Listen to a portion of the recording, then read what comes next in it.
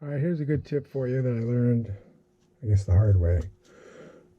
Always start with dry material if you can. So when I started with a full reel of this, copper, and for the first 2 days, actually 3 days, it was printing fine.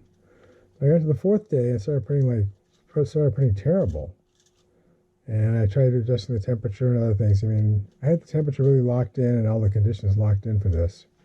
And again, for 3 days it printed fine. The 4th day, I was leaving it in the machine. So today I'm going to start with a fresh reel in a sealed container. But my plan going forward is to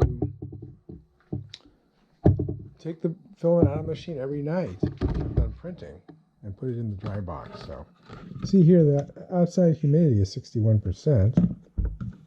And inside the box, it's only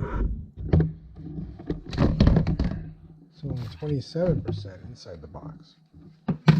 So if I have a lot of printing to do with a particular filament, what I want to do, besides putting it in the dry box every night, is to have 2 reels going. I've got 2 reels of copper. And so every day when I'm done printing, I'll put it in the box, but then the next day I'll take the other one out. So I spent a whole day, actually 2 days in the box, drying out before I try to use it again. So if you're just using something for one day, like if I'm doing some prototyping, then I'll just put it back in the box every day. I mean, if I want to do something else the next day. So that's a tip.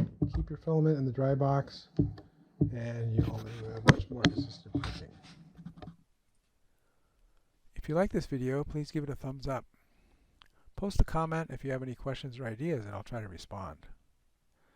That's all for now, but more videos are coming, and if you want to see them, please subscribe to my channel and turn on the notification icon if you don't want to miss one. This is STScI signing out, and keep looking up.